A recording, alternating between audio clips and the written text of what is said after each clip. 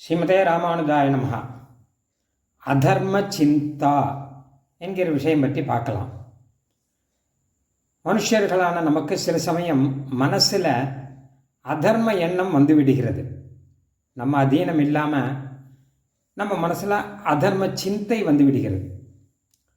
அதர்மம் செய்ய மாட்டோம், உடல்னாலே செய்ய மாட்டோம், ஆனால் மனசுனாலே நினைப்போம். உடல்னாலே நாம் திருட மாட்டோம், ஆனால் மனசில் ஏதாவது வஸ்துவை பார்த்தா அது நம்மாத்தில் இருந்தால் எவ்வளோ நன்னா இருக்கும் அப்படின்னு தோணும். உடலினாலே பிறருக்கு ஹிம்சை செய்ய மாட்டோம், ஆனால் மனசில் அவன் ஹிம்சை படட்டும், நன்னா வேணும், அவனுக்கு நன்னா படணும் அப்படிங்கிற எண்ணம் வரும். இந்த மாதிரியான அதர்ம சிந்தைகள் மனசில் தாராளம் நிறைய வந்துட்டே இருக்கும். ஆனால் இதுவும் ஒரு பாபம்தான். வியாசர் சொல்லியிருக்கார், தர்மமேவ அனுச்சிந்தையே. தர்மத்தை செய்யணும் மட்டும் இல்லை, சிந்தையில் கூட தர்மம் தான் இருக்கணும், அதர்மம் இருக்கக்கூடாது. இருந்தால் பாப்பம் உண்டு. அது மட்டும் இல்லை, மனசில் அதர்மத்தை நினச்சோன்னா அது பின்னாடி செயல்லையும் கொண்டு வந்து விட்டுடும்.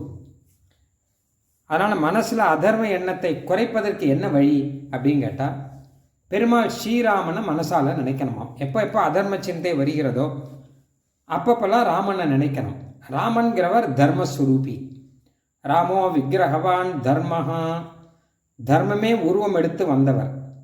அவரை மனசில் நினச்சா மெதுவாக அதர்ம எண்ணங்கள்லாம் மாறிவிடும். இதை சுவாமி தேசிகன் தர்மோ விக்கிரகவான் அதர்ம வீரத்தின் தன்வீச தன்வீதனஹா அப்படின்னு அழகாக சாதிக்கிறார். அதர்ம சிந்தை எல்லாம் மாறணும்னா பெருமாள் ராமன் அனுகிரகம் வேணும்.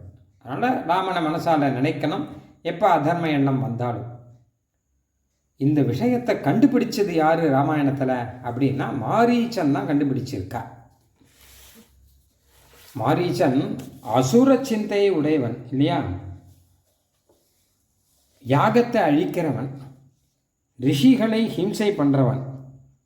ஆனால் அவனே மெதுவாக பெருமாள் ஸ்ரீராமனை பார்த்து பெருமாள் ஸ்ரீராமனை நினைச்சு அவன் மாறிட்டான். அதுக்கப்புறம் ஆசிரமம் கட்டிண்டு ராமநாம ஜபம் பண்ணிட்டு இருந்தான் அப்படின்னு ராமாயணத்தில் வரும். ராவணன் போய் கேட்குறான், மாரீச்சா எனக்கு ஏதாவது சகாயம் பண்ணு, நான் சீதா அபகரணம் பண்ணோம், எனக்கு சகாயம் பண்ணு அப்படின்னா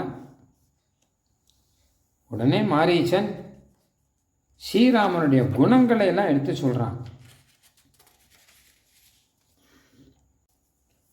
நூனம் புத்தியசே ராமம் மகாவீரியம் குணோன்னதம் அப்படின்னு.